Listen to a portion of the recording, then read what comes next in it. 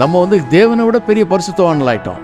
அவர் எது நல்லதுன்னு சொன்னாரோ அதெல்லாம் கெட்டதுன்றோம், அவர் எது கெட்டதுன்றாரோ அது நல்லதுன்றோம். நீங்கள் யோசித்து பாருங்கள், மனிதன் தனிமையாக இருப்பது நல்லதில்லைன்னாரு. இன்னைக்கு சில பரிசுத்தவான்கள் தனிமையாக இருப்பது நல்லது, நல்லா ஊழியம் செய்யலாம், மெட்டீரியல் திங்ஸை பற்றி பேசுனீங்கனால அது நல்லது இல்லை அப்படின்னு பேசுகிறாங்க. அப்புறம் மெட்டீரியல் திங்ஸ் எல்லாம் எங்கேருந்துங்க வந்தது? கடவுள் உண்டாக்கினது எதுவுமே நல்லது இல்லைன்னு சொல்ல முடியாது. நம்ம எல்லாமே நல்லது. அதை தவறாக பயன்படுத்துகிறாங்களா பாவிகள், அதை எடுத்து தவறான காரியங்கள், அது உண்மை. மறுபடியும் ஒரு சாவில்லாத உலகம், நோய் இல்லாத உலகம், தரித்திரம் இல்லாத உலகம், அப்படிப்பட்ட உலகத்தை தானே உண்டாக்குறாங்க. அந்த உலகம் வரலன்னா மீட்பு நிறைவடவில்லைன்னு அர்த்தம். அதனால தான் சரீர மீட்புக்காக கூட நம்ம ஏங்கி தவித்து காத்து கொண்டிருக்கிறோம் சொல்லுது. இன்னைக்கு நான் சொல்றேன், ஏற்கனவே கொடுக்கப்பட்டிருக்கிற மீட்பின் ஆசீர்வாதங்களை வச்சே பெரிய வெற்றி நமக்கு இன்றைக்கு உண்டாக முடியும். அவ்வளவு உண்டாயிருக்குது இந்த உலகத்திலே. இப்பொழுதே இன்னைக்கு நிறைய கிறிஸ்தவங்க நினைக்கிறாங்க, அண்ட ஒரு குடிசை அரை வைத்து கஞ்சி போதும் ஆண்டவரே, அதையே நடிகேன் கேட்கிறேன். சும்மா எதுக்கும் அல்லையே சொல்லிட்டு இருக்கிறேன், அரை வைத்து கஞ்சி போதும் ஆண்டவரே அல்லேலியா பார்த்து சொல்லணுங்க. ஏன்னா அது வாழ்க்கையில் உண்மையாயிடும்.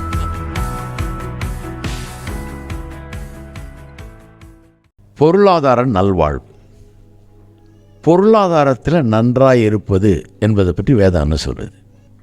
பொருளாதார நல்வாழ்வு நல்லதா கெட்டதா ஒரு சீரீஸே பண்ணியிருக்கேன் என் சர்ச்சில். Material prosperity, evil are good, good or evil அப்படின்னு. ஏன்னா மறுக்க முடியாதபடிக்கு அதை பைபிளிலிருந்து நடத்து போது. ஏன்னா அது எங்கே ஆரம்பிக்குது? ஆதியாகமம் 1ஆம் அதிகாரத்தில் ஆரம்பிக்குது. ஆதியாகமம் 1ஆம் அதிகாரத்தில் சிருஷ்டிப்பை குறித்து வாசிக்கிறோம். சிருஷ்டிப்பை பற்றி ஆதியாகமம் 1ஆம் அதிகாரம் சொல்கிற முக்கியமான காரியம், 1-2 அதிகாரங்கள் சொல்லுகிற முக்கியமான காரியம் என்ன?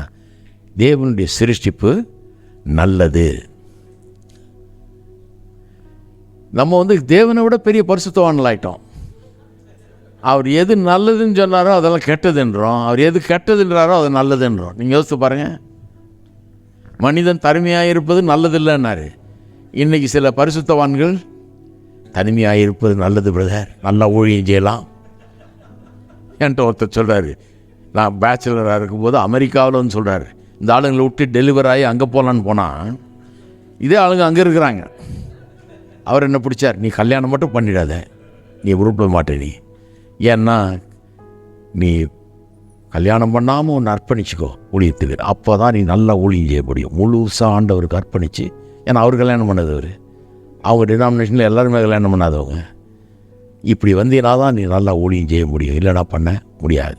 உனக்கு இந்த டேலண்ட்லாம் இருக்குது, சரியா கடவுளோட எடுத்து பயன்படுத்துவார், கல்யாணம் மட்டும் பண்ணாத அப்படின்னு நாங்கள் ஒரு 350 மைல் பிரயாணம் பண்ணிகிட்டு இருக்கிறோம் காரில். ஃபுல் உபதேசம் கொடுத்துட்ருக்கிறார். எனக்கு அப்போ 20-22 வயசு. எனக்கு அப்படி பைபிள் ஒன்றும் பெருசாக ஒன்றும் ஃபுல்லாக தெரியாது. இவர் பெரிய மனுஷன், இவர் என்னத்தை சொல்கிறது, அந்த ஹோல் டினாமினேஷனுக்கே அவர் பிற்காலத்தில் ஹெட் ஆனார். அவர் பெரிய ஆள். அவர் என்னத்தை சொல்கிறது, நான் பாட்டுக்கிட்டு பாடினோன்னா அவருக்கு ரொம்ப பிடிச்சி போச்சு, ஏன்னா அங்கேயே வச்சுக்கணும்னு பார்த்தாரு. ஆனால் அவங்கெல்லாம் கல்யாணம் ஆகாத கும்பல். நான் ஒரே தீர்மானமாக இருக்கிறேன், கண்டிப்பாக கல்யாணம் பண்ணி அப்படி தான் வாழ போகிறேன்னு.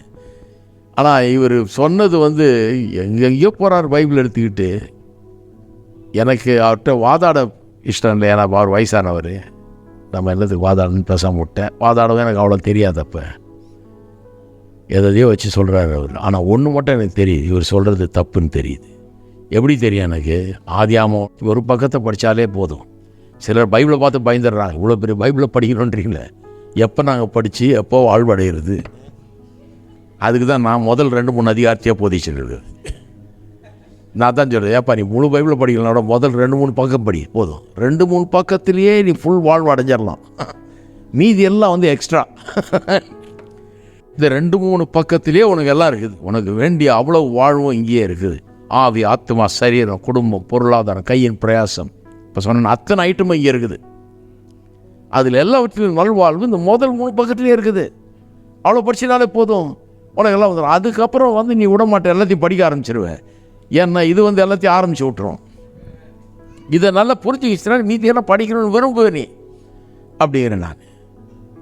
எனக்கு இந்த ஆதியாகமத்திலேருந்து தான் எனக்கு நல்லா தெரியுது. வேதம் இத்தனை தடவை சொல்லுது, நான் தனிமையாக இருப்பது நல்லதில்லைன்றார், அவர் சொல்கிறார் நல்லது.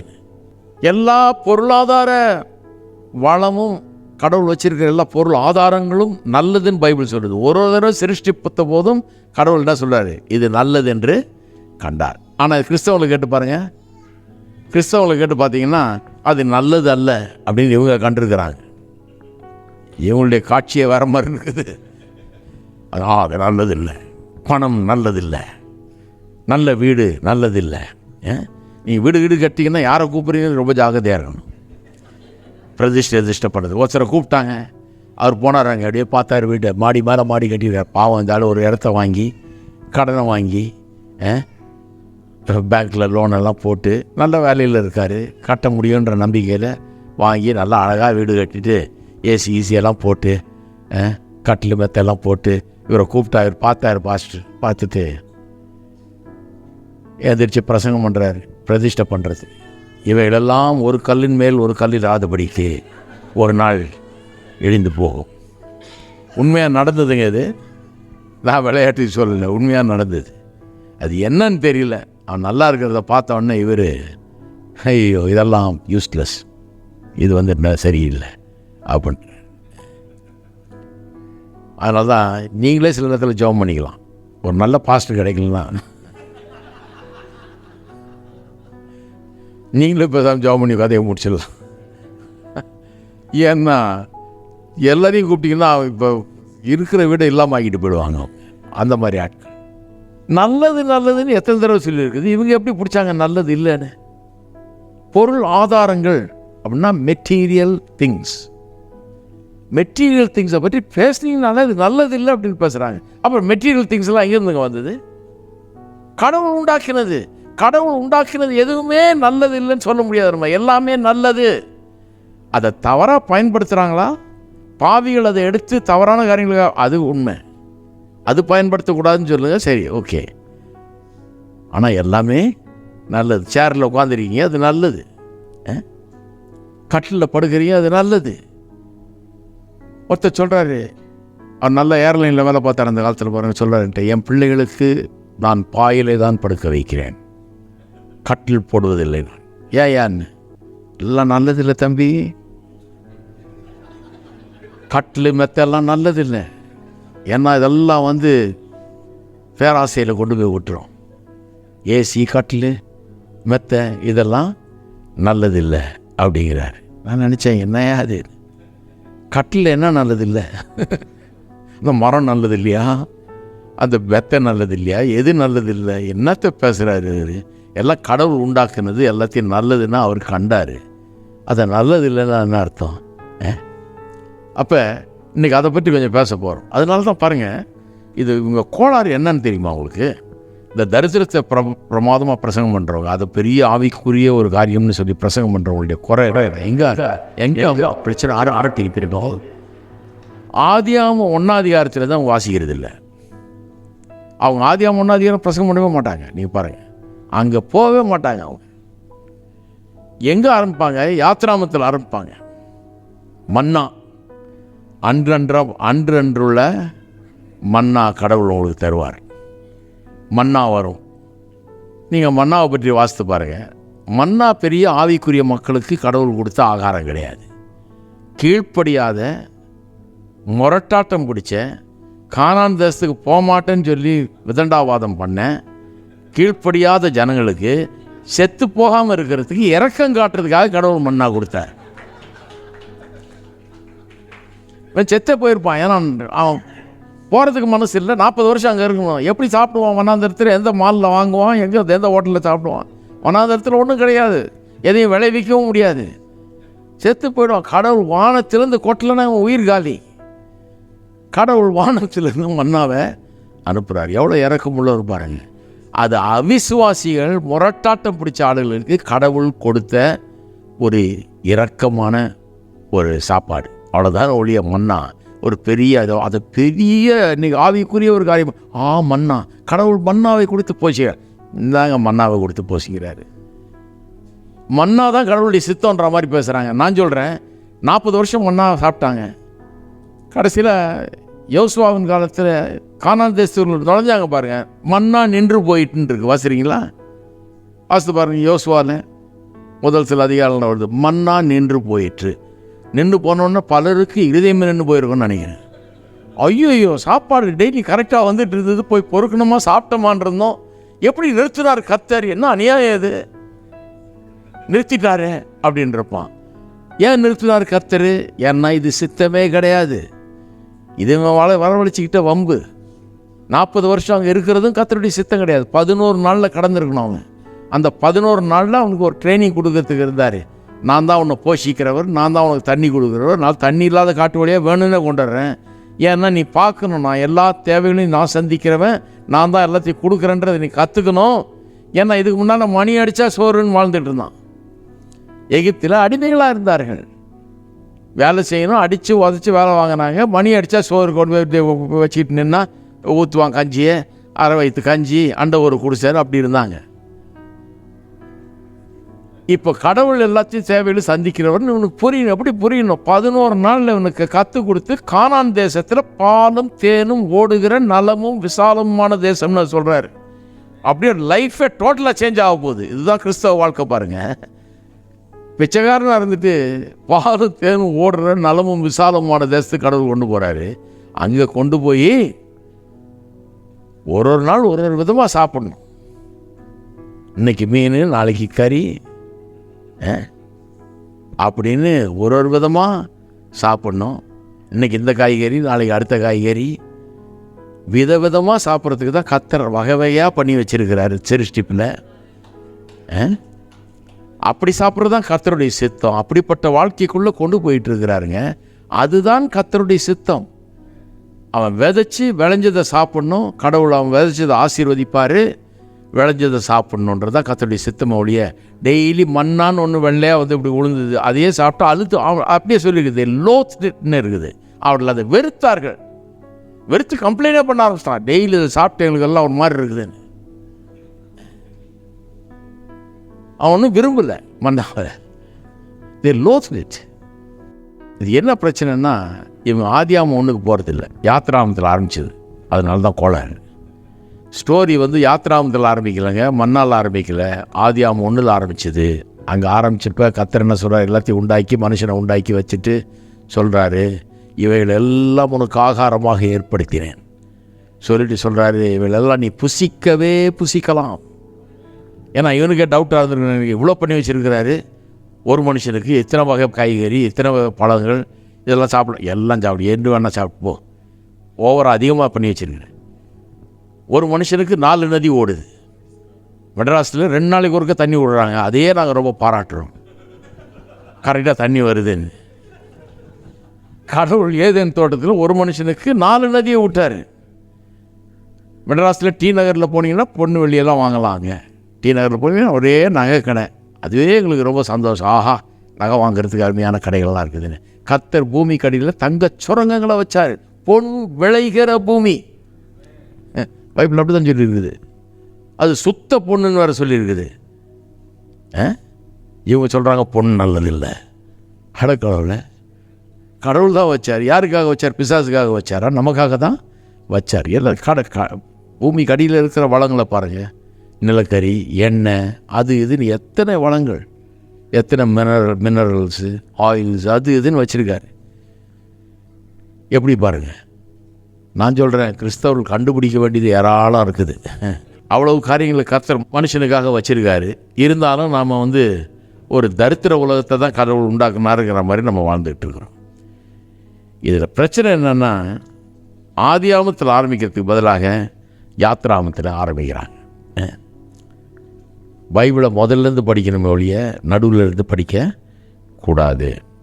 இது ஒரு பெரிய லெசன். முதல்லேருந்து படிச்சிங்கனாலே இந்த ப்ராஸ்பரிட்டி ஒரு பெரிய பிரச்சனையாக இருக்காது. அதனால தான் பாருங்கள், சுவிசேஷத்தை கூட நிறைய பேர் எப்படி பார்க்குறாங்க, சுவிசேஷம்னா என்ன அப்படின்னா, நிறைய பேருடைய ஒப்பீனியன் என்னன்னா, இட் ஹாஸ் ஒன்லி 2 பார்ட்ஸ். சுவிசேஷத்துக்கு 2 பகுதி தான் இருக்குதுன்னு நினைக்கிறாங்க. எது 2 பகுதி? மனுஷன் பாவி, இயேசு ரட்சகர், அவர் மூலமாக ரட்சிப்பு கிடைக்குது. இதுதான் ஒரு பகுதி. என்ன? மனுஷன் பாவி, இயேசு வந்து ரட்சிக்கிறார். இவ்வளோதான் சுவிசேஷம். கிடையாது, தப்பு. நான் சொல்கிறேன், gospel is not a 2-part gospel. Gospel is a 4-part gospel. எப்படி 4-part gospel? 1, தேவன் உலகத்தை சிருஷ்டித்தார், சிருஷ்டித்தது எல்லாம் நல்லது. அதுதான் ஃபர்ஸ்ட் பார்ட். ரெண்டாவது, பாவம் உலகத்தில் பிரவேசித்து அதன் மூலமாக எல்லா கெட்டதும் உள்ள வந்து கெட்டு போச்சு. அதான் ரெண்டாவது பாட்டு, த ஃபால். மூணாவது, இயேசு இதிலிருந்து நம்ம ரட்சிக்க விடுவிக்க வந்தார். இயேசு வந்தார், கல்வாரி சிலுவையின் மூலமாக அதிலிருந்து விடுவிக்கிறார். நாலாவது என்ன, எல்லாத்தையும் மறுபடியும் தேவன் முதல்ல எப்படி உண்டாக்குனாரோ, எந்த நோக்கத்துக்காக அவ்வளவு வளத்தையும் அவ்வளவு ஆசீர்வாதத்தையும் அவ்வளோ நல்ல ஒரு உலகத்தை உண்டாக்குனாரோ, அதுபோல் ஒரு உலகத்தை திரும்பவும் உண்டாக்குவது தான் கடைசி நோக்கம். எதை பிசாசானவன் பாவத்தின் மூலமாக அழிச்சானோ அதை திரும்பி ரெஸ்டோர் பண்ணாமல், ரிடீம் பண்ணாமல் இந்த ரிடம்ஷன் நிறைவடைய முடியாது. It is not a complete redemption unless all things are restored. இந்த ரெஸ்டோரேஷன் ஆஃப் ஆல் திங்ஸ் என்பது ரொம்ப முக்கியம். பாருங்க, மறுபடியும் ஒரு சாவில்லாத உலகம், நோய் இல்லாத உலகம், தரித்திரம் இல்லாத உலகம், அப்படிப்பட்ட உலகத்தை தானே உண்டாக்குறார். அந்த உலகம் வரலன்னா மீட்பு நிறைவடவில்லைன்னு அர்த்தம். அதனால தான் சரீர மீட்புக்காக கூட நம்ம ஏங்கி தவித்து காத்து கொண்டிருக்கிறோம் சொல்லுது. சரீரம் கூட ஒரு நாள் மீட்படைய போகிறது முழுமையாக. சாவிலிருந்தே சாவே இல்லாத ஒரு சரீரமாக மாறப்போகிறது. அதெல்லாம் நடக்கிற வரைக்கும் மீட்பு முழுசாக நிறைவேறல. அதனால தான் வேதவசனம் சொல்லுது, இயேசுவே சொன்னார், இந்த கடைசி கால சம்பவம்லாம் நினைக்கும் போது உங்கள் கண்களை ஏறெடுத்து பாருங்கள், பிகாஸ் யுவர் சால்வேஷன் ட்ராத் நை, உங்களுடைய மீட்பு சமீபமாக இருக்கிறது என்றார். நம்ம நினச்சோம், ஐயோ மீட்கப்பட்டிருக்கிறோமே, அப்புறம் எப்படி மீட்பு சமீபமாக இருக்குது? மீட்கப்பட்டிருக்கிறோங்கிறது ஒரு பகுதி, மீட்பு சமீபமாக இருக்கிறதுன்றது இன்னொரு பகுதி. நான் மீட்கப்பட்டிருக்கிறேன், பாவம் மன்னிக்கப்பட்டிருக்கிறது, நான் தேவனுடைய பிள்ளையாக இருக்கிறேன், பாவ சாபங்கள் என்னை விட்டு நீங்கினது, தேவ ஆசீர்வாதங்கள் எனக்கு சொந்தமாக இருக்குது, நான் கர்த்தருடைய பிள்ளையாக இருக்கிறேன், தேவனுடைய ராஜ்யத்துக்குள்ளே வந்துட்டேன், இயேசு எனக்குள்ளே வந்துட்டார். இதெல்லாம் இன்றைக்கு நிறைவேறி முடிஞ்சிருக்கிறது. நான் புது சிருஷ்டியாக இருக்கிறேன். இந்த மீட்பு நடந்திருக்குது இல்லையா? இன்னைக்கு எனக்கு சரீரத்தில் சுகம் தேவைப்பட்டால் கர்த்தர் எனக்கு சுகம் தர்றேன்றார். அதுவும் மீட்பில் ஒரு பகுதி. என் சரீரம் மீட்கப்பட்டிருக்கிறதா? ஆமாம், ஒரு விதத்தில் மீட்கப்பட்டிருக்கிறது. எப்படின்னா அதன் மூலமாக தானே எனக்கு சுகம் கிடைக்குது. இன்றைக்கி சரீர மீட்பின் ஒரு பகுதி. இன்றைக்கி நான் வியாதிப்படும் போது எனக்கு சுகம் கிடைக்குது, பலன் கிடைக்குது, ஆரோக்கியம் கிடைக்குது, நீடிய வாழ்வு கிடைக்குது. இதெல்லாம் சரீர மீட்பின் ஒரு பகுதி. ஆனால் சாகாத சரீரமாக என்னுடைய சரீரம் மாறப்போகுது. எப்போ இயேசு திரும்ப வரும்போது, நாம் அவரோடு கூட எடுத்துக்கொள்ளப்படும் போது நம்முடைய சரீரம் என்ன பண்ண போகுது? மீட்கப்பட போகிறது. அழிவுள்ளதாகியது அழியாமையை தரித்து கொள்ளும். அப்படி ஒரு நாள் வருது. அப்போ இந்த சரீரம் வேற லெவலில் மீட்படைய போகிறது. இன்னைக்கு ஒரு லெவல், நாளைக்கு இன்னொரு. இதான் தியாலஜியில் இதை தான் என்ன சொல்லுவாங்க, the now and the not yet. The நவ்னா மீட்பின் மூலமாக இன்றைக்கு உண்டாகிருக்கிற காரியங்கள், இனி உண்டாக போகிற காரியங்கள் ரெண்டு பிரிவாக இருக்குது மீட்பு. ஆமாம், இன்றைக்கி நிறைய உண்டாக்கி இருக்குது. இப்போது உங்கள் தாத்தா பெரிய பணக்காரர் உங்களுக்கு தெரியவே தெரியாது. திடீர்னு செத்து போயிட்டு உங்களுக்கு நியூஸ் வருது, 10,000 கோடிக்கு இவர் சொந்தக்காரரு, இதுக்கு நீங்கள் ஒரு பெரிய வாரிசு அப்படின்னு சொன்னால், அவர் உங்களுக்கு இதெல்லாம் எழுதி வச்சுட்டு போயிருக்கிறாருன்னா, இது 10,000 கோடி பேங்க்கில் இருக்குது, அதில் இருக்கிற இன்ட்ரெஸ்ட் எடுத்து நீங்கள் வாழலாம் அப்படின்னு எழுதி வச்சுட்டு போயிருக்காருன்னு வைங்க. நான் சொல்கிறேன், 10,000 கோடிக்கு எவ்வளோ தெரியுமா இன்ட்ரெஸ்ட்டு? இன்ட்ரெஸ்ட்டை வச்சே பெரிய ஆளாக இருக்கலாம் நீங்கள். இன்றைக்கி நான் சொல்கிறேன், ஏற்கனவே கொடுக்கப்பட்டிருக்கிற மீட்பின் ஆசீர்வாதங்களை வச்சே பெரிய வெற்றி நமக்கு இன்றைக்கு உண்டாக முடியும். அவ்வளோ உண்டாயிருக்குது இந்த உலகத்திலே. இப்பொழுது இன்றைக்கு the now has so many blessings, the not yet has much more. ஒரு நாள் 10,000 கோடியும் வித்ட்ரா பண்ணக்கூடிய அளவுக்கு நமக்கு வரப்போகுது. இன்றைக்கி அது நீ இன்ட்ரெஸ்டாக எத்தனையோ நூற்றுக்கணக்கான கோடி வரும் மாதம் மாதம். அதை வச்சு பெரிய குறை இல்லாமல் வாழலாம். அப்போ சரீர சுகம் அப்படிப்பட்டது. இன்றைக்கி கொடுக்கப்படுகிற ஏர்னஸ்ட் ஆஃப் ஆர் இன்ஹெரிட்டன்ஸ் சொல்லியிருக்கு இல்லையா, நம்முடைய சுதந்திரத்தினுடைய டவுன் பேமெண்ட், நம்முடைய சுதந்திரத்தினுடைய முழு சுதந்திரத்தினுடைய முதல் பங்கு. முதல் பங்கு. ஒரு சொத்து இருக்குது உங்களுக்கு, விற்க போகிறீங்க, அதுக்கு ஒரு அட்வான்ஸே உங்களுக்கு 10,000 கோடி வந்ததுன்னா அட்வான்ஸை வச்சே நிறைய கடன்லாம் அடைச்சிடலாம். ஏன்னா மொத்தத்தொகை ரொம்ப பெருசு. இப்போ அட்வான்ஸ் கொடுத்தா மாதிரி கொடுத்துட்டாரு. மீட்கப்பட்டிருக்கிறோம். இந்த அட்வான்ஸே ரொம்ப பெருசுங்க. அட்வான்ஸில் சுகம் இருக்குது, நல்வாழ்வு இருக்குது, செழிப்பு இருக்குது, அது இருக்குது, இது இருக்குது, எல்லா ஆசீர்வாதமும் தேவனுடைய பிள்ளைங்கிறது இருக்குது, எல்லாம் இருக்குது அட்வான்ஸ்லேயே. இவ்வளோ வந்துருச்சு. இவ்வளோ பெரிய ஆசீர்வாதம் இந்த அட்வான்ஸ்லேயே வந்துருச்சு. இதை பெற்றிருக்கிறோம். நான் சொல்கிறேன் பாருங்கள், இது கொஞ்சம் நல்லா புரிஞ்சுங்க. இந்த நவ் இந்த நாட் எட் ரொம்ப முக்கியமான ஒரு கான்செப்ட். இதில் சரீரம் மீட்கப்பட்டிருக்கிறதுங்கிறது பல விதங்களில் அது இன்றைக்கு மீட்கப்பட்டிருக்கு. ஒன்று சுகம், ஆரோக்கியம், நீடிய வாழ்வெல்லாம். இன்னொன்று என் சரீரத்தை முன்னே நான் பாவத்துக்குன்னு பயன்படுத்தினேன். என்னுடைய சரீரத்தின் அவயவங்களை, என் கைகாலெல்லாம் பாவம் செய்கிறதுக்கு பயன்பட்டுச்சு. இப்போ பாவத்துக்குன்னு பயன்படுத்துறது இல்லை. இதை கர்த்தருக்குன்னு அர்ப்பணித்து கர்த்தருக்காக வாழ்ந்துக்கிட்டு இருக்கிறேன். அப்போ என் சரீரம் மீட்கப்பட்டிருக்கிறது. இது மீட்கப்பட்ட சரீரம். பாவம் செய்கிறதுக்காக இதை பயன்படுத்துறது இல்லை. இன்றைக்கி நல்ல காரியங்களை செய்கிறதுக்காக இதை பயன்படுத்துகிறேன். அப்போ அதுவும் சரீர மீட்பின் ஒரு பகுதி. அப்போ மீட்பின் பல காரியங்கள் இன்றைக்கி கிடச்சிருக்குது. இன்னொரு நிறைய காரியங்கள் நடக்க வேண்டியது நமக்கு இருக்கிறது. அப்போ ஆதியாகமம் 1ஆம் அதிகாரம் ஒரு ரிச் ட்ரெஷர் மாதிரி. கடவுள் நமக்கு எப்படிப்பட்ட ஒரு வாழ்க்கையை வச்சுருக்காருங்கிறதுடைய பேரடைம் தான். ஆதியாகமம் 1 ஏதோ அன்றைக்கி நடந்ததுன்னு மட்டும் இல்லை, எப்படி மனுஷன் இருக்க வேணும் என்கிறத ஸ்தாபிக்கிறார். எப்படிப்பட்ட உலகம், எப்படிப்பட்ட வாழ்க்கை, எப்படி அவன் வாழணுங்கிறத அன்றைக்கி எஸ்டாப்ளிஷ் பண்ணுறார். ஒரு பேரடைம், அது ஒரு மாடல். இப்படி தான் இருக்கணும். ஒரு குடிசையை கொடுத்து அதில் வாழ சொல்லலை. இன்றைக்கி நிறைய கிறிஸ்தவங்க நினைக்கிறாங்க, அண்ட ஒரு குடிசை அரை வைத்து கஞ்சி போதும் ஆண்டவரே, அதையே நடிகேன்னு கேட்கிறேன். எனக்கு ஒரு பிரசங்கியார் தெரியும். நான் சின்ன பையனாக இருக்கும்போது ரொம்ப நல்ல பிரசங்கியார். உண்மையாகவே ரொம்ப அர்ப்பணிக்கப்பட்ட ஒரு மனுஷன். ஆனால் அவருக்கு யாரோ அப்படி சொல்லி கொடுத்துருக்காங்க பாருங்கள். வயசானவர், நல்ல மனுஷன், எனக்கு ரொம்ப பிடிக்கும். அவர் நல்லா பிரசங்கம் பண்ணுவார். அவர் சும்மா அந்த கஞ்சி கூழ் இதுதான் குடிப்பார் அவர். ஆனால் அவருக்கு யாரும் நல்லா இருக்க முடியும்னு சொல்லலை போல இருக்கு. அவருக்கு அந்த கஞ்சியை கொடுத்தோடனே அதை எடுத்துகிட்டு இப்படி ஜெபம் பண்ணுவார். ஆண்டவரே, தினந்தோறும் இந்த கஞ்சி எனக்கு தாரம், ஸ்தோத்திரம், அப்படி தான் குடிப்பார். ரொம்ப நல்ல மனுஷன். இன்றைக்கி நான் பிரசங்கம் பண்ணுறது கேட்டால் சந்தோஷப்படுவார்னு நினைக்கிறேன். அவர் ரொம்ப வசனத்தை நேசிக்கிற ஒரு மனுஷன். ஆனால் யாரும் சொல்லித்தரத்துக்கு ஆள் இல்லை பாருங்கள். நாங்களும் அதுக்கு ஆமை நாளிலாம் சொல்லிட்டு இருந்தோம். செழிப்பு கிழிப்பு யாராவது பேசினா கொஞ்சம் முறைச்சி பார்ப்போம். நாங்கள் அரை வைத்து கஞ்சி அண்ட ஒரு குடிசைனா ரொம்ப அல்லேலூயா. ஆமாம், எதுக்கு அல்லேலூயா சொன்னோன்னு எங்களுக்கு தெரியாது. அவங்களும் விட மாட்டாங்க. எல்லோரும் ஒரு அல்லேலூயா சொல்லுவோம் அப்படிம்பாங்க. என்ன பண்ணுறது, சொல்லி தான் ஆகணும், சும்மா உட்காந்துருக்க முடியாது. அப்புறம் தான் கற்றுக்கிட்டேன், பார்த்து சொல்லணும் அல்லேலூயா. நம்முடைய தோல்விகள்லாம் அல்லேலூயா சொல்லிட்டு இருக்கக்கூடாது. 112ஆம் சங்கீதத்தில் எதுக்கு அல்லேலூயா சொல்லணும்னு இருக்குது, சொல்லியிருக்குது. அல்லேலூயா அப்படி தான் ஆரம்பிக்குது. அப்படி தான் ஆரம்பிக்குது 112ஆம் சங்கீதம். அல்லேலூயா. எதுக்கு அல்லேலூயா? 112ஆம் இருப்பாரு. அதை வாசித்து முடிப்போம், அதுக்கப்புறம் திருப்பி தொடருவோம். 112ஆம் சங்கீதம் பாருங்கள். இது இந்த ஃபுல் சங்கீதத்தையும் ஒரு தடவை போதிச்சேன் நான். அல்லேலூயா, எல்லாரும் சொல்லுங்கள் அல்லேலூயா.